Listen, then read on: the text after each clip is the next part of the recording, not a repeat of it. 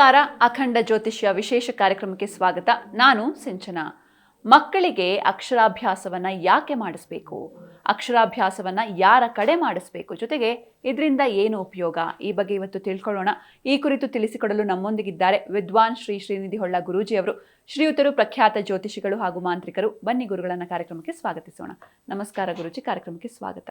ಗುರೂಜಿ, ಮೊದಲಿಗೆ ಮಕ್ಕಳಿಗೆ ಅಕ್ಷರಾಭ್ಯಾಸವನ್ನ ಯಾಕೆ ಮಾಡಿಸ್ಬೇಕು ಅಂತ? ಮನುಷ್ಯನ ಜೀವಿತಾವಧಿಯಲ್ಲಿ ಸಂಸ್ಕಾರ ಅನ್ನುವಂಥ ವಿಚಾರಗಳನ್ನು ನಾವು ತೆಗೆದುಕೊಳ್ಳೋದಾದರೆ, ಗಂಡ ಹೆಂಡತಿಯು ಮೊದಲನೇ ಬಾರಿ ಸೇರಿ ಗರ್ಭಾಧಾನಾದಿಗಳನ್ನು ಮಾಡಿ ತದನಂತರದಲ್ಲಿ ಆ ಮಗುವಿಗೆ ಕರ್ಣವೇದನವಾಗಿರಬಹುದು ಅಂತ ಹೇಳಿದರೆ ಕಿವಿ ಚುಚ್ಚಿಸುವಂಥದ್ದಾಗಿರಬಹುದು, ನೂತನವಾಗಿ ಹೊಸ ಬಟ್ಟೆಯನ್ನು ಹಾಕಲಿಕ್ಕಾಗಿರಬಹುದು, ಅಥವಾ ಕ್ಷೌರವನ್ನು ಮೊದಲನೇ ಬಾರಿ ಕ್ಷೌರವನ್ನಾಗಿರಬಹುದು, ಅಥವಾ ಅನ್ನಪ್ರಾಶನಗಳನ್ನು ಮಾಡುವಂಥದ್ದಾಗಿರಬಹುದು. ಇವೆಲ್ಲವನ್ನು ನಾವು ಷೋಡಶ ಕರ್ಮಗಳಲ್ಲಿ ಚಿಂತನೆ ಮಾಡ್ತಾ ಹೋಗ್ತೇವೆ. ಅದೇ ರೀತಿಯಾಗಿ ಈ ಷೋಡಶ ಕರ್ಮಗಳಲ್ಲಿಯೂ ಅಕ್ಷರಾಭ್ಯಾಸ ಅನ್ನುವಂಥದ್ದು ಒಂದು ಮಹತ್ವವಾಗಿರ್ತಕ್ಕಂತಹ ಒಂದು ವಿಧಿ ಉಂಟು. ಏನು ಅಂತ ಕೇಳಿದರೆ, ಮಗು ತನ್ನ 5ನೇ ವರ್ಷದಲ್ಲಿ ಮೊದಲನೆಯದಾಗಿ ಬರೆಯುವಂತಹ ಒಂದು ಕಾಲ, ಅದಕ್ಕೆ ಸೂಕ್ತವಾಗಿರ್ತಕ್ಕಂತಹ ತಿಥಿವಾರ ನಕ್ಷತ್ರಗಳನ್ನು ಸಮೇತ ನಮ್ಮ ಧರ್ಮದಲ್ಲಿ ಉಲ್ಲೇಖವನ್ನು ಕೊಟ್ಟಿದ್ದಾರೆ. ಅಂತ ಹೇಳಿದರೆ, ಇಂತಹ ದಿನ ಅಕ್ಷರಾಭ್ಯಾಸಾದಿಗಳನ್ನು ಮಾಡೋದರಿಂದ ಏನಾಗ್ತದೆ, ಆ ಮಗುವಿನಲ್ಲಿ ವಿದ್ಯೆಗೆ ಪ್ರತಿಬಂಧಕವಾಗಿರ್ತಕ್ಕಂಥ ದೋಷಗಳಾಗಿರಬಹುದು, ಅಥವಾ ಮೊದಲನೇದಾಗಿ ಪ್ರಾರಂಭ ಮಾಡ್ತಿರುವಂತಹ ವಿದ್ಯೆ ಇನ್ಯಾವತ್ತೂ ನಿಲ್ಲಬಾರ್ದು ಅನ್ನುವಂಥ ದೃಷ್ಟಿಯಿಂದ, ಹಾಗೂ ಆ ಮಗುವಿನ ಉನ್ನತೋನ್ನತವಾಗಿರ್ತಕ್ಕಂಥ ಅಭಿವೃದ್ಧಿಗೂ ಸಮೇತ ಕಲಿಕೆಯ ಮೊದಲ ಅಂಶ. ಯಾಕೆ ಅಂತ ಕೇಳಿದರೆ, ಅಕ್ಷರ ಅನ್ನುವಂಥದ್ದೇನು ಅಂತ ಕೇಳಿದರೆ, ನಾವು ಯಾವುದೇ ಒಂದು ಸಂವಹನವನ್ನು ಮಾಡಬೇಕು ಅಂತಾದರೂ ಅದಕ್ಕೆ ನಮಗೆ ಅಭ್ಯಾಸ ಅನ್ನುವಂಥದ್ದು ಬೇಕಾಗ್ತದೆ. ಭಾಷೆ ಯಾವುದೇ ಇರಬಹುದು, ಆದರೆ ಅಕ್ಷರಗಳು ಒಂದೇ ಆಗಿರ್ತದೆ, ಅದರ ಭಾವಾರ್ಥ ಅನ್ನುವಂಥದ್ದು ಒಂದೇ ಆಗಿರ್ತದೆ. ಹಾಗೆ ಆ ಅನ್ನುವಂಥದ್ದು ನಾವು ಕನ್ನಡದಲ್ಲಿ, ಕರ್ನಾಟಕ ಪ್ರಾಂತ್ಯದಲ್ಲಿ ಆ ಅನ್ನುವಂಥ ಬರೆಯ ಅಕ್ಷರವನ್ನು ಹಿಂದೂ ಅಥವಾ ನಾವು ಈ ಕಡೆ ಮಹಾರಾಷ್ಟ್ರ ಪ್ರಾಂತ್ಯಕ್ಕೆಲ್ಲ ಹೋದ್ವಿ ಅಂತಂದರೆ ಆ ಅನ್ನುವಂಥ ಬರೆಯುವಂಥ ಅಕ್ಷರ ಬೇರೆ ರೀತಿಯಾಗಿರ್ತದೆ. ಆದರೆ ಎಲ್ಲದರ ಭಾವಾರ್ಥ ಅನ್ನುವಂಥದ್ದೇನು ಅಂತ ಕೇಳಿದರೆ ಒಂದೇ ಆಗಿರ್ತದೆ. ಹಾಗಾಗಿಯೇ ನಾವು ಅಕ್ಷರಾಭ್ಯಾಸಗಳನ್ನು ಮಾಡುವಾಗ ಶುಭ ಮುಹೂರ್ತಗಳಲ್ಲಿ ಅಥವಾ ತಾರಾನುಕೂಲಗಳನ್ನು ಕೂಡುವಂಥ ದಿನಗಳಲ್ಲಿ ನೋಡಿ ಮಾಡಿದ್ವಿ ಅಂತಾದರೆ ಅದು ನಮಗೆ ಇನ್ನೂ ವಿಶೇಷವಾಗಿರ್ತಕ್ಕಂತಹ ಫಲಗಳನ್ನು ಕೊಡ್ತದೆ. ಹಾಗಾಗಿ ನಮ್ಮ ಹಿಂದೂ ಧರ್ಮದ ಆಧಾರದ ಪ್ರಕಾರವಾಗಿ, ಹಿಂದೂ ಧರ್ಮದಲ್ಲಿ ಆಚರಣೆ ಅನಾದಿ ಕಾಲದಿಂದ ಬಂದಂಥದ್ದು ಆದ್ದರಿಂದ ಈ ಸನಾತನ ಹಿಂದೂ ಧರ್ಮದಲ್ಲಿ ಅಕ್ಷರಾಭ್ಯಾಸಕ್ಕೆ ಅತಿ ಹೆಚ್ಚಿನ ಪ್ರಾಶಸ್ತ್ಯವನ್ನು ಕೊಟ್ಟಿದ್ದಾರೆ. ಯಾಕೆ ಅಂತ ಕೇಳಿದರೆ, ಮೊದಲನೇದಾಗಿ ಮಗು ಹುಟ್ಟಿ ಅದರ ಎಲ್ಲ ನೂತನವಾಗಿ, ಈಗ ನೂತನ ವಸ್ತ್ರವನ್ನು ಧಾರಣೆ ಮಾಡುವಂಥದ್ದು. ನೂತನ ವಸ್ತ್ರ ಅಂತ ಹೇಳಿದರೆ ಮಗುವಿಗೆ ಅವತ್ತಿನ ದಿನ ಹೊಸದಾಗಿರ್ತಕ್ಕಂಥ ಬಟ್ಟೆಗಳನ್ನು ಹಾಕುವಂಥದ್ದು. ಅದೇ ರೀತಿಯಾಗಿ ಅನ್ನಪ್ರಾಶನ, ಮೊದಲನೇ ದಿನ ಮೊದಲನೇ ಬಾರಿ ಆ ಮಗು ಅನ್ನವನ್ನು ತಿಂತಾ ಇದೆ ಅನ್ನುವಂಥ, ಅದಕ್ಕೆ ಹಲವಾರಷ್ಟು ವಿಧಿಗಳಿದ್ದಾವೆ. ಅದೇ ರೀತಿಯಾಗಿ ಅಕ್ಷರಾಭ್ಯಾಸವೂ ಸಹಿತ ಅದೇ ದೃಷ್ಟಿಕೋನದಲ್ಲಿ ನೋಡಬೇಕಾಗ್ತದೆ. ಅದೇ ರೀತಿಯಾಗಿ ನಮ್ಮೆಲ್ಲ ಮಕ್ಕಳಿಗೂ ಸಮೇತ ಅವರವರ 5ನೇ ವಯಸ್ಸಿಗೆ, ಅದಕ್ಕೂ ತಿಥಿ ವಾರ ನಕ್ಷತ್ರಗಳನ್ನೆಲ್ಲ ನೋಡಲಿಕ್ಕಿದೆ.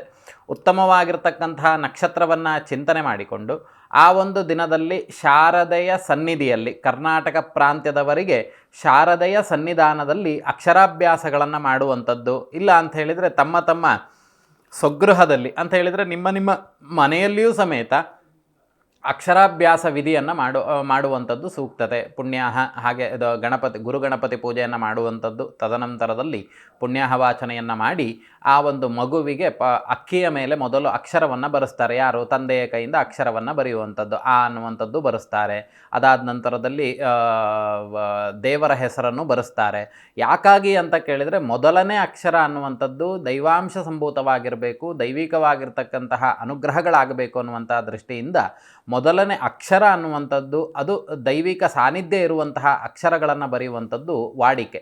ಅದೇ ರೀತಿಯಾಗಿ ಈ ಅಕ್ಷರಾಭ್ಯಾಸಗಳನ್ನು ಮಾಡೋದರಿಂದ ಏನೆಲ್ಲ ಆಗ್ತದೆ ಅಂತ ಕೇಳಿದರೆ, ಮಗುವಿನ ಈಗ ಕೆಲವೊಂದು ಮಾನದಂಡಗಳೆಲ್ಲ ಇದ್ದಾವೆ. ಏನು ಅಂತ ಕೇಳಿದರೆ, ಇಂತಹ ನಾವೇ ನೋಡಿರ್ಬೋದು, ಈಗ ಕ್ಷೌರಾದಿಗಳನ್ನು ಮಾಡುವಂಥ ಸಂದರ್ಭಗಳಲ್ಲಿ ನಾವು ಮಂಗಳವಾರ ಶುಕ್ರವಾರ ಕ್ಷೌರವನ್ನು ಮಾಡೋದಿಲ್ಲ, ಅರ್ಥಾತ್ ಕಟಿಂಗನ್ನು ಮಾಡೋದಿಲ್ಲ. ಯಾಕಾಗಿ ಅಂತ ಕೇಳಿದರೆ, ಅವತ್ತಿನ ದಿನ ಮಾಡಬಾರ್ದು, ಅದು ಅನಿಷ್ಟ ಭಾವನೆಯನ್ನು ಕೊಡ್ತದೆ ಅನ್ನುವಂಥ ದೃಷ್ಟಿಯಿಂದ ಹೇಗೆ ಕ್ಷೌರಾದಿಗಳನ್ನು ನಾವು ಮಾಡೋದಿಲ್ವೋ, ಅದೇ ರೀತಿಯಾಗಿ ಅಕ್ಷರಾಭ್ಯಾಸಗಳನ್ನು ಸಮೇತ ಆ ಒಂದು ಮಗುವಿನ ಜನ್ಮತಾರೆ ಆಗಿರಬಹುದು, ಜನ್ಮತಾರೆಯನ್ನು ಬಿಟ್ಟು ಸಾಧಕ ತಾರೆ ಬರುವಂತಹ ದಿನ, ಅದಾದ ಮೇಲೆ ನಂತರದಲ್ಲಿ ಸಂಪತ್ತಾರೆ ಬರುವಂತಹ ದಿನ, ನಂತರದಲ್ಲಿ ಈ ಅಕ್ಷರಾಭ್ಯಾಸಕ್ಕೆ ಹೇಳಿದಂತಹ ಎಲ್ಲ ಮುಹೂರ್ತಗಳಲ್ಲಿಯೂ ಸಮೇತ ಈ ಒಂದು ಅಕ್ಷರಾಭ್ಯಾಸಾದಿಗಳನ್ನು ಮಾಡಬೇಕು. ಈ ಶೃಂಗೇರಿ ಪ್ರಾಂತ್ಯದಲ್ಲಿ, ಶೃಂಗೇರಿಯ ಶಾರದಾ ಪೀಠದಲ್ಲಿಯೂ ಹಾಗೆ ಶಿವಮೊಗ್ಗದಲ್ಲಿ ಇರುವಂತಹ ಕೂಡ್ಲಿ ಮಠದಲ್ಲಿಯೂ ಇದೆಲ್ಲ ಯಾಕಾಗಿ ಈ ಒಂದು ಕ್ಷೇತ್ರದ ಹೆಸರನ್ನು ನಾವು ತೆಗೆದುಕೊಳ್ತಾ ಇದ್ದೇವೆ ಅಂತ ಕೇಳಿದರೆ,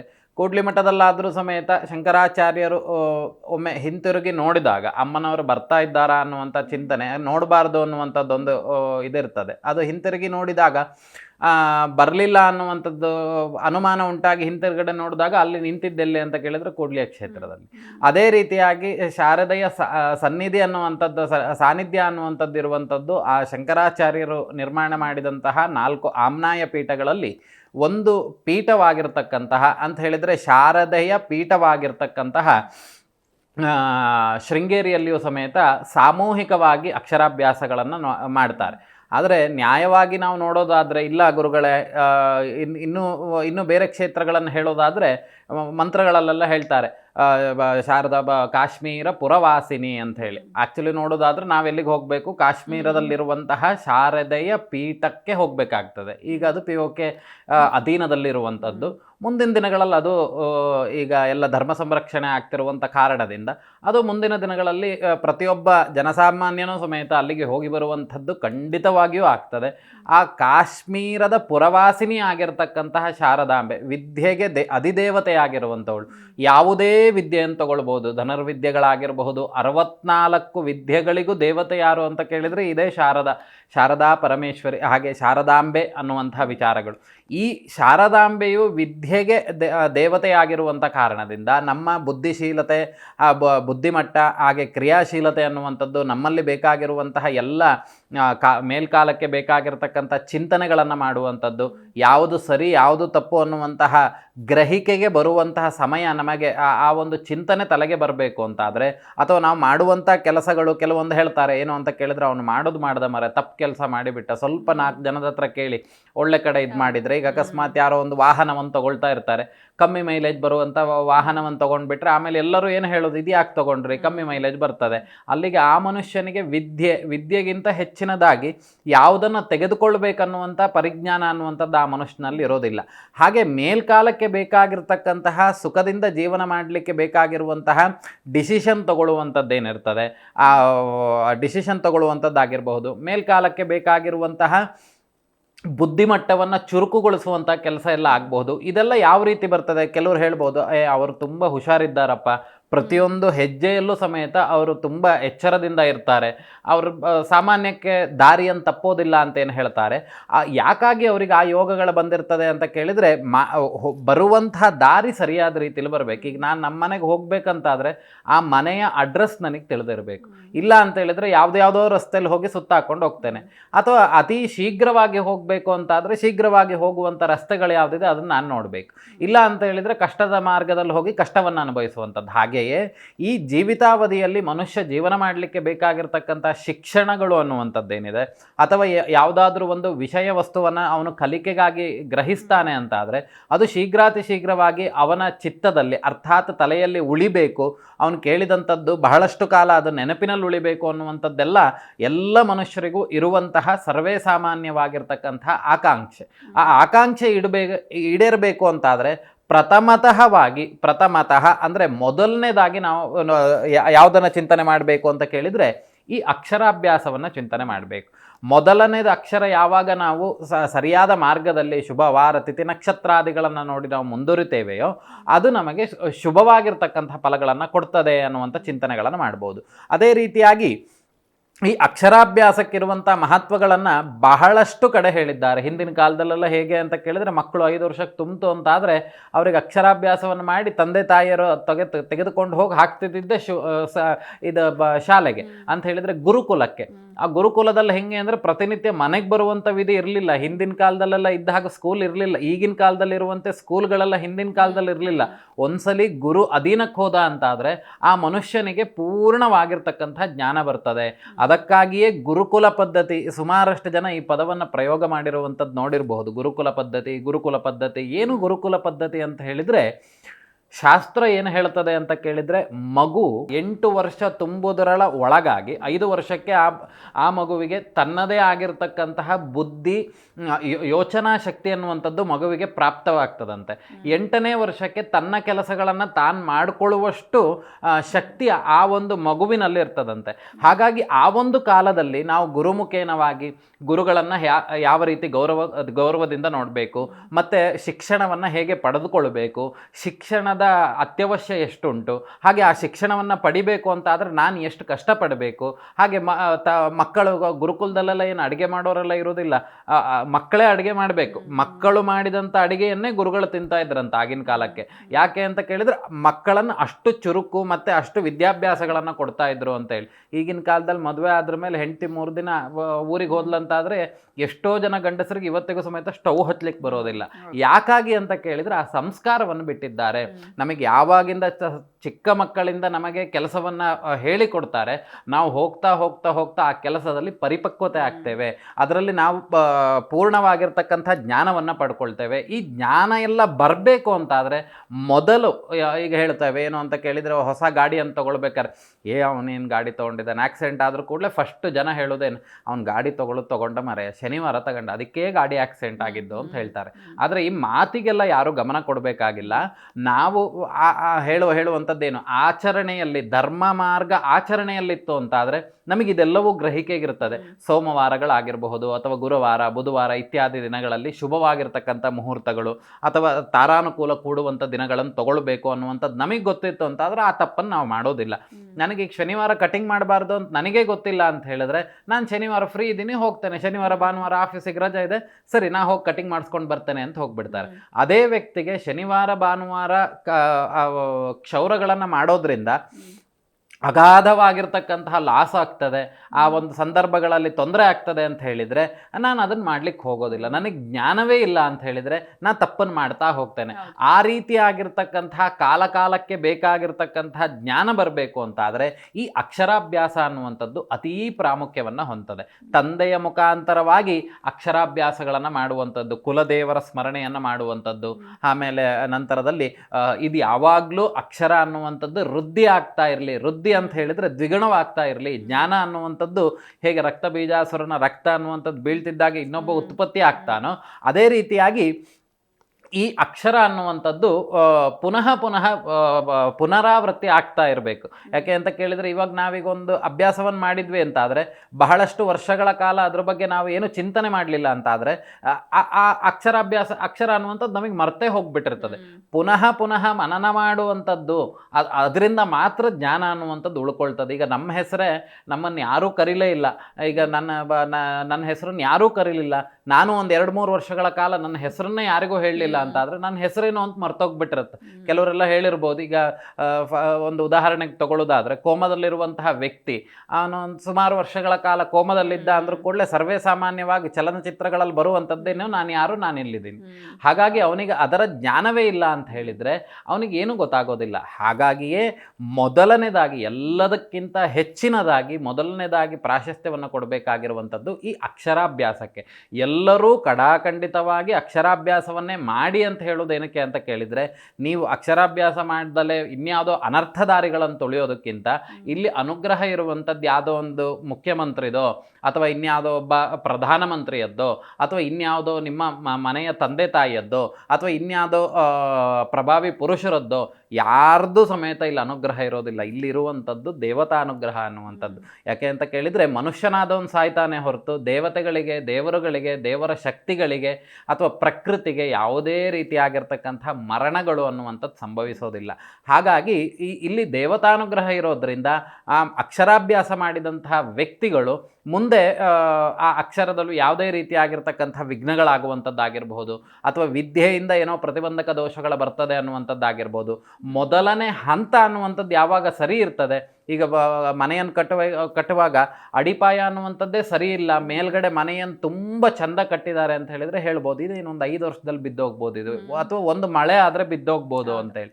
ಅದೇ ರೀತಿಯಾಗಿ ನಮ್ಮ ಬುಡ ಅನ್ನುವಂಥದ್ದು ಗಟ್ಟಿ ಇರಬೇಕು. ಬುಡ ಅಂತ ಹೇಳಿದರೆ ನಾವು ಆಚರಣೆ ಮಾಡುವಂಥದ್ದು ಮೊದಲನೇದಾಗಿ ಏನು ಮಾಡ್ತೇವೆ, ಯಾಕಂದರೆ ನೋಡಿ ಎಲ್ಲದೂ ಅಷ್ಟೇ, ಸತ್ತಾಗ ಯಾರ ಮನೆಯಲ್ಲೂ ಸಂಭ್ರಮ ಇರೋದಿಲ್ಲ, ಹುಟ್ಟಿದಾಗ ಸಂಭ್ರಮ ಇರ್ತದೆ. ಅವಾಗ ಕಾರನ್ನು ಸೇಲ್ ಮಾಡುವಾಗ ಸಂಭ್ರಮ ಇರೋದಿಲ್ಲ, ಕಾರನ್ನು ತಗೊಳ್ಳುವಾಗ ಸಂಭ್ರಮ ಇರ್ತದೆ. ಹೊಸ ಬಟ್ಟೆಯನ್ನು ತಗೊಳ್ಳುವಾಗ ಸಂಭ್ರಮ ಇರ್ತದೆ ಹೊರತು ತೆಗೆದು ಹಾಕುವಾಗ ಸಂಭ್ರಮ ಇರೋದಿಲ್ಲ.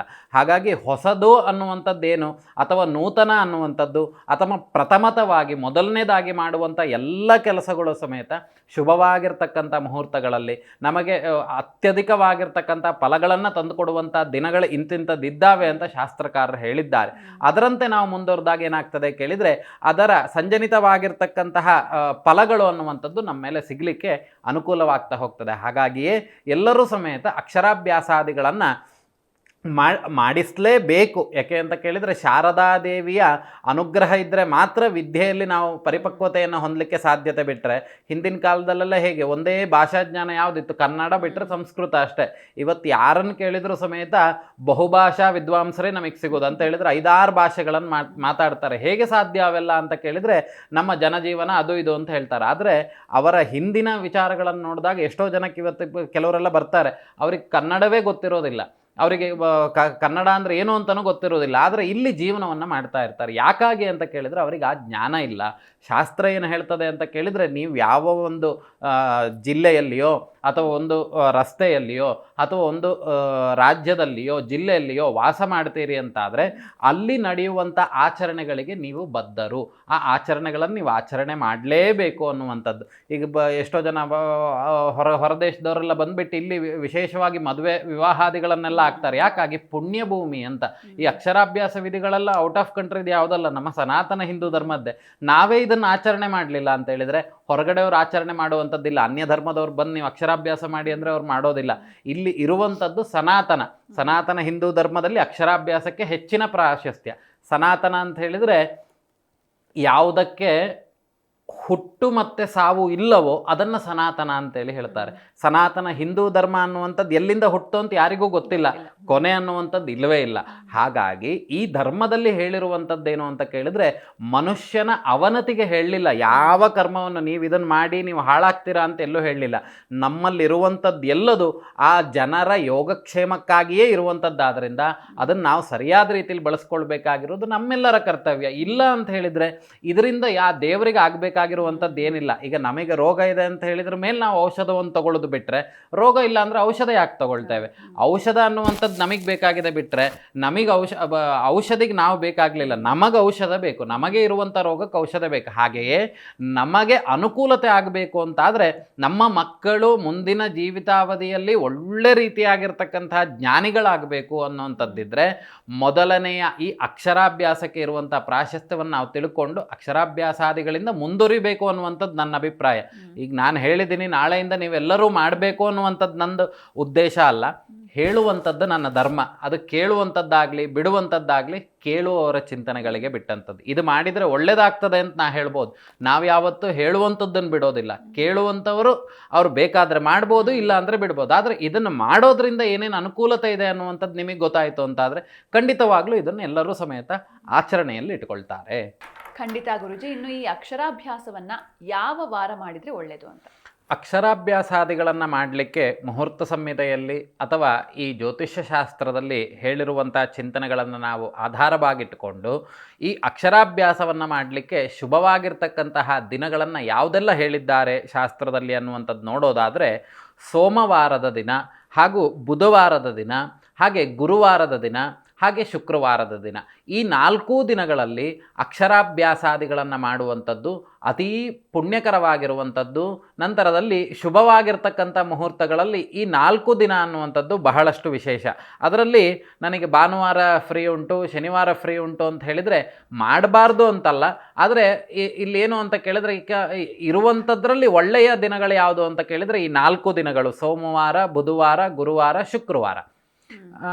ಹಾಗೆ ನಂತರದಲ್ಲಿ ತಿಥಿಗಳ ಬಗ್ಗೆ ನಾವು ತಿಳ್ಕೊಳ್ತಾ ಹೋಗಬೇಕಾಗ್ತದೆ. ಯಾವ ತಿಥಿಯ ದಿನ ನಾವು ಮಾಡಿದರೆ ಅನುಕೂಲತೆಗಳಾಗ್ತದೆ ಅನ್ನೋದು ನೋಡೋದಾದರೆ ದ್ವಿತೀಯದಂದು ಅಂತ ಹೇಳಿದರೆ 2ನೇ ತಿಥಿ, ಹಾಗೆ 3ನೇ ತಿಥಿ ಇರುವಂಥ ದಿನ, 5ನೇ ತಿಥಿ ಇರುವಂಥ ದಿನ, 7ನೇ ತಿಥಿ ಇರುವಂಥ ದಿನ, 10ನೇ ತಿಥಿ ಇರುವಂತಹ ದಿನ, 13ನೇ ತಿಥಿ ಇರುವಂತಹ ದಿನ ಅಕ್ಷರಾಭ್ಯಾಸಾದಿಗಳನ್ನು ಮಾಡ್ಕೊಳ್ತಾ ಹೋಗ್ಬೋದು.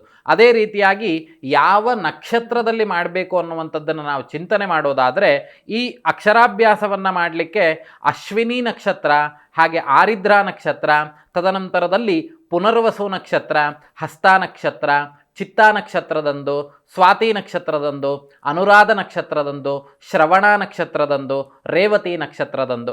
ಈ ರೀತಿ ನಕ್ಷತ್ರಗಳನ್ನು ಯಾಕೆ ಹೇಳಿದ್ದಾರೆ ಅಂತ ಕೇಳಿದರೆ 9 ನಕ್ಷತ್ರಗಳನ್ನು ಹೇಳಿದ್ದಾರೆ. 9 ನಕ್ಷತ್ರದ ದಿನವೇ ಈ ಅಕ್ಷರಾಭ್ಯಾಸಾದಿಗಳನ್ನು ಮಾಡಬೇಕು. ಮತ್ತು ಈ 9 ನಕ್ಷತ್ರಗಳಲ್ಲಿ ಯಾವ ನಕ್ಷತ್ರ, ಯಾವುದೋ ಒಂದು ನಕ್ಷತ್ರ ಚೆನ್ನಾಗಿದೆ ನಾವು ಅವತ್ತಿನ ದಿನ ಮಾಡಿಬಿಡ್ಲಿಕ್ಕಾಗಲ್ಲ. ಮಗುವಿನ ತಾರಾನುಕೂಲವನ್ನು ನೋಡಬೇಕು. ಒಂದು ಅನುರಾಧ ನಕ್ಷತ್ರ ಅಂತ ಹೇಳಿದರೆ ಅದಕ್ಕೀಗ ಉತ್ತರಾಭಾದ ನಕ್ಷತ್ರವೋ ಒಂದಿಷ್ಟು ಶುಭ ನಕ್ಷತ್ರಗಳು ಅಂತ ಇರ್ತದೆ ಅಂತ ಹೇಳಿದರೆ ನಾನು ಆಗಲೇ ಹೇಳಿದೆ ತಾರಾನುಕೂಲಗಳನ್ನು ನೋಡಬೇಕು. ಸಾಧಕ ತಾರೆ, ಸಂಪತ್ತಾರೆ ಅನ್ನುವಂಥದ್ದು. ಅಕಸ್ಮಾತ್ ನಾ ಹೇಳಿದಂಥ 9 ನಕ್ಷತ್ರಗಳಲ್ಲಿ ಆ ಮಗುವಿಗೆ ವಿಪತ್ತಾರೆ ಇರುವಂಥ ದಿನ ಇತ್ತು ಅಂತ ಆದರೆ ಆ ನಕ್ಷತ್ರಗಳಲ್ಲಿ ಮಾಡಲಿಕ್ಕಿಲ್ಲ. ಆಮೇಲೆ ಹೇಳ್ಬೋದು ಗುರುಗಳೇ ನೀವು ಹೇಳಿದ್ರೆ ಅಂತ ನಾನು ಆ ನಕ್ಷತ್ರದಲ್ಲಿ ಮಾಡಿದೆ ಅಂತ. ಹಾಗಾಗಿಯೇ ಹೇಳುವಂಥದ್ದು ತಿಳಿದವರ ಹತ್ರ ಹೋದರೆ ಯಾವ ನಕ್ಷತ್ರದಲ್ಲಿ ಮಾಡಬೇಕು, ಯಾವ ನಕ್ಷತ್ರದಲ್ಲಿ ಮಾಡಬಾರ್ದು ಅನ್ನುವಂಥ ವಿಚಾರಗಳನ್ನು ಅವರು ಸ್ಪಷ್ಟವಾಗಿ ಹೇಳ್ತಾ ಹೋಗ್ತಾರೆ. ಹಾಗಾದರೆ ಈ ಮದುವೆಗೆಲ್ಲ ನಾವು ಮುಹೂರ್ತಗಳನ್ನು ನೋಡ್ತೇವೆ. ಗುರುಗಳೇ ಯಾವ ಲಗ್ನದಲ್ಲಿ ಮಾಡಬೇಕು, ನಾವು ಯಾವ ಲಗ್ನದಲ್ಲಿ ಮಾಡಿದರೆ ನಮ್ಮ ಮಗಳಿಗೆ ಅವ್ರು ಕೇಳೋದಷ್ಟೇ. ಈಗ ಅಭಿಜಿನ್ ಲಗ್ನದಲ್ಲೇ ಎಲ್ಲರೂ ಕೇಳೋದು ಅಭಿಜಿನ್ ಲಗ್ನ ಅಂತಾನೆ. ಅಭಿಜಿನ್ ಲಗ್ನದಲ್ಲಿ ಮಾಡಿ ಅಂತ ಹೇಳಿದ್ರೆ ಆ ಲಗ್ನದಲ್ಲಿ ಯಾರೂ ತಾಳಿ ಕಟ್ಟಿರೋದಿಲ್ಲ. ಅಲ್ಲೊಂದಿಷ್ಟು ಅದು ಇದು ಒಂದಿಷ್ಟು ಲೇಟ್ಗಳಾಗಿ ಇನ್ಯಾವುದೋ ದುರ್ಮುಹೂರ್ತದಲ್ಲೇ ಅವ್ರು ತಾಳಿ ಕೊಟ್ಟದು. ಅದನ್ನೇ ಹೇಳೋದು ಗ್ರಹಚಾರ ಅಂತ. ಹಾಗಾಗಿಯೇ ಈ ಅಕ್ಷರಾಭ್ಯಾಸಗಳನ್ನು ಮಾಡುವಾಗ ಈ ಲಗ್ನಕ್ಕೆ ಹೆಚ್ಚಿನ ಪ್ರಾಶಸ್ತ್ಯವನ್ನು ನಾವು ಕೊಡ್ತಾ ಹೋಗಬೇಕು. ಅದೇ ರೀತಿಯಾಗಿ ಈ ಅಕ್ಷರಾಭ್ಯಾಸಗಳನ್ನು ಮಾಡಲಿಕ್ಕೋಸ್ಕರವಾಗಿ ಯಾವೆಲ್ಲ ಲಗ್ನವನ್ನು ಶಾಸ್ತ್ರದಲ್ಲಿ ಹೇಳಿದ್ದಾರೆ ಅಂತ ಕೇಳಿದರೆ ವೃಷಭ ಲಗ್ನ ಅನ್ನುವಂಥದ್ದು, ಮೇಷಲಗ್ನ ಅಲ್ಲ ವೃಷಭ ಲಗ್ನ, ಅದಾದ ನಂತರದಲ್ಲಿ ಮಿಥುನ ಲಗ್ನ, ಅದಾದ ನಂತರದಲ್ಲಿ ಸಿಂಹ ಲಗ್ನ, ನಂತರದಲ್ಲಿ ಕನ್ಯಾ ಲಗ್ನ, ನಂತರದಲ್ಲಿ ವೃಶ್ಚಿಕ ಲಗ್ನ, ಅದಾದ ನಂತರದಲ್ಲಿ ಧನುರ್ಲಗ್ನ ಅಂದರೆ ಧನಸ್ಸು ರಾಶಿ ಅಂತ ಏನು ಹೇಳ್ತಾರೆ ಆ ಲಗ್ನ ಇರುವಂಥ ಉದಯ ಲಗ್ನ ಇರುವಂಥ ದಿನ, ನಂತರದಲ್ಲಿ ಕುಂಭ ಲಗ್ನದಲ್ಲಿ, ನಂತರದಲ್ಲಿ ಮೀನ ಲಗ್ನದಲ್ಲಿ. ಈ ಇಷ್ಟೂ ಲಗ್ನಗಳು ಇತ್ತು. ಈ ಲಗ್ನಗಳಲ್ಲಿ ಯಾವುದಾದ್ರೂ ಒಂದನ್ನು ನಾವು ಲಗ್ನವನ್ನು ತೆಗೆದುಕೊಂಡು ಅವತ್ತಿನ ದಿನ ಅಕ್ಷರಾಭ್ಯಾಸಾದಿಗಳನ್ನು ಮಾಡ್ಬೋದು. ಅದೇ ರೀತಿಯಾಗಿ ಅಕ್ಷರಾಭ್ಯಾಸಗಳು ಲಗ್ನ ಆಯಿತು, ವಾರ ಆಯಿತು, ತಿಥಿ ಆಯಿತು, ನಕ್ಷತ್ರ ಆಯಿತು, ಎಲ್ಲವೂ ಆಯಿತು. ಹಾಗಾದರೆ ಎಷ್ಟನೇ ವಯಸ್ಸಿನಲ್ಲಿ ಮಾಡಬೇಕು, ಮಗುವಿಗೆ ಅಕ್ಷರಾಭ್ಯಾಸವನ್ನು ಯಾವಾಗ ಮಾಡಬೇಕು ಅಂತ ಶಾಸ್ತ್ರದಲ್ಲಿ ಹೇಳಿದ್ದಾರೆ ಅಂತ ಹೇಳಿದರೆ ಮಗು ಹುಟ್ಟಿ 5 ವರ್ಷ ತುಂಬಿದ ನಂತರ 6ನೇ ವರ್ಷದ ಮೊದಲನೇ ಸಂದರ್ಭಗಳಲ್ಲಿ 6ನೇ ವರ್ಷ ಪ್ರಾರಂಭವಾದ ನಂತರ ಈ ಅಕ್ಷರಾಭ್ಯಾಸಾದಿಗಳನ್ನು ಮಾಡುವಂಥದ್ದು. ಅಥವಾ 5ನೇ ಮಾಸ ಉತ್ತರಾಯಣ ಅಥವಾ ಪೂರ್ವಾನ್ನ ಅಂತ ಹೇಳಿದರೆ 5ನೇ ಮಾಸ ಅಂತ ಹೇಳಿದರೆ 5ನೇ ತಿಂಗಳಲ್ಲೂ ಕೆಲವರು ಮಾಡೋರು ಇದ್ದಾರೆ ಅಕ್ಷರಾಭ್ಯಾಸಗಳನ್ನು. ಆದರೆ ಅದೆಲ್ಲ ಹಿಂದಿನ ಕಾಲದಲ್ಲಿತ್ತು. ಈಗ 5 ಮಾಸದಲ್ಲಿ ಹಾಸ್ಪಿಟ್ಲಿಂದನೇ ಆಚೆ ಬಿಡಕ್ಕೆ ಬಿಟ್ಟಿರಲ್ಲ. ಯಾಕೆ ಅಂತ ಕೇಳಿದರೆ ಎಲ್ಲ ಸಿಸರಿನ್ ಅದು ಇದು ಅಂತ ಹೇಳಿ ಒಂದಿಷ್ಟು ಕತೆ ಮಾಡಿಟ್ಟಿರ್ತಾರೆ. ಖಂಡಿತ ಗುರುಜಿ. ಇನ್ನು ಈ ಅಕ್ಷರಾಭ್ಯಾಸವನ್ನು ಯಾರ ಕಡೆ ಮಾಡಿಸ್ಬೇಕು ಅಂತ? ಅಕ್ಷರಾಭ್ಯಾಸಾದಿಗಳನ್ನು ಮಾಡಿಸುವಂಥದ್ದು ತಂದೆ ತಾಯಿ ಮಕ್ಕಳು ಇರಲೇಬೇಕು. ಯಾವುದೇ ಕಾರಣಕ್ಕೂ ತಪ್ಪಿಸ್ಲಿಕ್ಕಿಲ್ಲ. ಇನ್ನು ಅಕ್ಷರಾಭ್ಯಾಸವನ್ನು ಅಂತ ಹೇಳುವುದಲ್ಲ, ಯಾವುದೇ ದೇವತಾನುಗ್ರಹ ಆಗುವಂತಹ ಕೆಲಸಗಳನ್ನು ಮಾಡಬೇಕು ಅಂತಾದರೆ ನಮಗೆ ಬ್ರಾಹ್ಮಣರೇ ಬೇಕಾಗ್ತದೆ. ಯಾಕೆಂದರೆ ಈ ಶಾಸ್ತ್ರಾಧ್ಯಯನ ಅನ್ನುವಂಥದ್ದಾಗಿರಬಹುದು, ದೇವತೆಗಳ ಪೂಜೆ ಪುನಸ್ಕಾರಾದಿಗಳನ್ನು ಮಾಡುವಂಥದ್ದಾಗಿರ್ಬೋದು, ಅವೆಲ್ಲವನ್ನು ಬ್ರಾಹ್ಮಣ ವರ್ಗದವರೇ ಮಾಡುವಂಥದ್ದು. ಯಾಕೆ ಬಿಟ್ಟರೆ ಹಾಗಾದರೆ ಬೇರೆಯವ್ರು ಮಾಡಬಾರ್ದ, ನಾವು ನಮ್ಮ ಮನೇಲಿ ಪೂಜೆ ಮಾಡಬಾರ್ದ? ನಿಮ್ಮ ಮನೆಗಳಲ್ಲಿ ನೀವು ಏನನ್ನಾದರೂ ಪೂಜೆ ಮಾಡಿ ವಿಧಿಯುಕ್ತವಾಗಿ ಮಾಡ್ತೀರಿ ಅಂತಾದರೆ ಸರಿಯಾಗಿ ತಿಳಿದಂಥವ್ರ ಹತ್ರ ಹೋಗಬೇಕು. ಅದಕ್ಕಾಗಿ ನಾನು ಆಗಾಗ ಹೇಳುವಂಥದ್ದೇನು, ಬ್ರಾಹ್ಮಣ, ಕ್ಷತ್ರಿಯ, ಶೂದ್ರ, ವೈಶ್ಯ ಅನ್ನುವಂಥವ್ರು. ಈಗ ಹಿಂದಿನ ಕಾಲದಲ್ಲೆಲ್ಲ ವೈಶ್ಯರು ಏನು ಮಾಡ್ತಿದ್ರು, ವ್ಯಾಪಾರಾದಿಗಳನ್ನು ಮಾಡ್ತಾ ಇದ್ರು. ಕ್ಷತ್ರಿಯರು ಸಂರಕ್ಷಣೆ ಮಾಡ್ತಾ ಇದ್ರು. ಬ್ರಾಹ್ಮಣರು ಕೇವಲ ದೇವತಾರಾಧನೆಯನ್ನು ಮಾಡ್ತಾ ಇದ್ರು. ಈ 3 ವರ್ಣದವರಿಗೆ ಶ್ರೇಯಸ್ಕರ ಉಂಟಾಗಲಿ ಅಂತಾನೆ ಬ್ರಾಹ್ಮಣರನ್ನು ಇಟ್ಟಂಥದ್ದು. ಯಾಕೆ ಅಂತ ಕೇಳಿದರೆ ಭಗವಂತ ಅವರೆಲ್ಲರಿಗೂ ಶ್ರೇಯಸ್ಕರವಾಗಿ ಜಾಗೃತವಾಗಬೇಕು, ಅವರಲ್ಲಿರುವಂತಹ ಧರ್ಮ ಜಿಜ್ಞಾಸೆಗಳನ್ನು ಕೇಳಲಿಕ್ಕೆ ಒಬ್ಬ ಗುರುವಾದವನು ಬೇಕಾಗ್ತದೆ, ಅಥವಾ ಮಾಡಿಸ್ಲಿಕ್ಕೆ ಒಬ್ಬ ಪೌರೋಹಿತ್ಯವನ್ನು ತಿಳಿದಂಥವ್ರು ಬೇಕಾಗ್ತಾರೆ ಅಂತಲೇ ಹಿಂದಿನ ಕಾಲದಲ್ಲಿ ಈ ಬ್ರಾಹ್ಮಣ ಜಾತಿ ಅನ್ನುವಂಥದ್ದು ಆ ಜಾತಿಗೆ ಈ ಪೂಜೆ ಪುನಸ್ಕಾರಾದಿಗಳನ್ನು ಮಾಡುವಂಥ ವಿಷಯಗಳನ್ನು ಕೊಟ್ಟಂಥದ್ದು. ಹಾಗಾಗಿ ಯಾವ ದೇವತಾ ಸಾನ್ನಿಧ್ಯದಲ್ಲಿ ಮಾಡಬೇಕು, ಒಂದು ಶಾರದೆಯ ಸನ್ನಿಧಾನದಲ್ಲಿ ಬ್ರಾಹ್ಮಣರ ಮುಖಾಂತರವಾಗಿ ಅಕ್ಷರಾಭ್ಯಾಸಾದಿಗಳನ್ನು ಮಾಡುವಂಥದ್ದು ಸೂಕ್ತತೆ ಅನ್ನುವಂಥದ್ದು ನಮ್ಮ ಅಭಿಪ್ರಾಯ. ಖಂಡಿತ ಗುರುಜಿ. ಇನ್ನು ಕೊನೆಯದಾಗಿ ನಮ್ಮ ವೀಕ್ಷಕರಿಗೆ ಈ ಅಕ್ಷರಾಭ್ಯಾಸದ ಬಗ್ಗೆ ಏನು ಹೇಳ್ತೀರಾ ಅಂತ? ಅಕ್ಷರಾಭ್ಯಾಸಾದಿಗಳನ್ನು ಮಾಡುವಂಥದ್ದು ಬಹಳ ಹೆಚ್ಚಿನ ದೈವಿಕವಾಗಿರ್ತಕ್ಕಂತಹ ಅಂಶಗಳು ಆ ಒಂದು ಮಗುವಿನಲ್ಲಿ ಉತ್ಪತ್ತಿ ಆಗ್ತಾ ಹೋಗ್ತದೆ. ಮೊದಲನೇ ಅಕ್ಷರ ಅನ್ನುವಂಥದ್ದು ಹೇಗೆ ಮೊದಲನೇ ಅಕ್ಷರ ಅನ್ನುವಂಥದ್ದು ಶುಭವಾಗಿ ಇರುವಂಥ ಅಕ್ಷರಗಳನ್ನು ಬರಿತೇವೋ, ಹೇಗೆ ನಾವು ಮೊಬೈಲ್ನೆಲ್ಲ ತೆಗೆದುಕೊಂಡ್ವಿ ಅಂತಾದರೆ ಮೊದಲನೇ ಫೋಟೋ ದೇವ್ರದ್ದೇ ತೆಗಿಬೇಕು ಅಂತ ಹೇಳೋ ಒಂದಿಷ್ಟು ಆಡಂಬರ ಸಂಪ್ರದಾಯವನ್ನು ಇಟ್ಕೊಂಡಿರ್ತೇವೆ. ಅದೇ ರೀತಿಯಾಗಿ ನಾವು ಮೊದಲನೇ ಅಕ್ಷರವನ್ನು ಬರೆಯುವಂಥದ್ದು ಅದು ದೈವಾಂಶ ಸಂಭೂತವಾಗಿರಬೇಕು, ದೇವರ ಅನುಗ್ರಹ ಇರಬೇಕಾದ್ರಿಂದ ಈ ಅಕ್ಷರಾಭ್ಯಾಸವನ್ನೆಲ್ಲ ನಮ್ಮ ಶಾಸ್ತ್ರಕಾರರಿಟ್ಟಿದ್ದಾರೆ. ಅವೆಲ್ಲವನ್ನು ಇಷ್ಟು ದಿನ ಮಾಡಿದಂಥವರು ಖಂಡಿತವಾಗ್ಲೂ ತುಂಬ ಒಳ್ಳೆಯದು. ಈಗಿನ ಕಾಲಘಟ್ಟದಲ್ಲಿ ತಿಳಿದಲೇ ಇರುವಂಥವರು ಈ ಅಕ್ಷರಾಭ್ಯಾಸ ವಿಧಿಯನ್ನು ಪುನಃ ಪ್ರಾರಂಭ ಮಾಡುವಂಥದ್ದು ನಿಮ್ಮ ಮಕ್ಕಳಿಗೆ ವಿದ್ಯಾಭ್ಯಾಸದ ಪ್ರತಿಬಂಧಕ ದೋಷಗಳು ಅನ್ನುವಂಥದ್ದು ದೂರ ಆಗ್ತದೆ. ಎಲ್ಲರೂ ಅಕ್ಷರಾಭ್ಯಾಸವನ್ನು ಮಾಡಿ ದೇವರ ಕೃಪೆಗೆ ಪಾತ್ರರಾಗೋಣ ಅಂತ ಹೇಳಿ ಈ ವಿಷಯ ಇವತ್ತು ನಮ್ಮಿಂದ ಹೇಳಲ್ಪಟ್ಟಿತು. ಖಂಡಿತ ಗುರುಜಿ. ಇನ್ನು ಇಷ್ಟು ಹೊತ್ತು ಸಾಕಷ್ಟು ವಿಷಯಗಳನ್ನ ತಿಳಿಸ್ಕೊಟ್ರಿ, ಧನ್ಯವಾದಗಳು. ನೋಡಿದ್ರಲ್ವಾ ವೀಕ್ಷಕರೇ, ಇವತ್ತಿನ ಸಂಚಿಕೆಯಲ್ಲಿ ಬಹಳಷ್ಟು ಮಾಹಿತಿಯನ್ನು ತಿಳ್ಕೊಂಡ್ವಿ. ಮತ್ತೆ ಮುಂದಿನ ಸಂಚಿಕೆಯಲ್ಲಿ ಭೇಟಿಯಾಗೋಣ. ನೋಡ್ತಾ ಇರಿ ಜೀ ಕನ್ನಡ ನ್ಯೂಸ್, ಸತ್ಯವೇ ಸುದ್ದಿಯ ಜೀವಾಳ.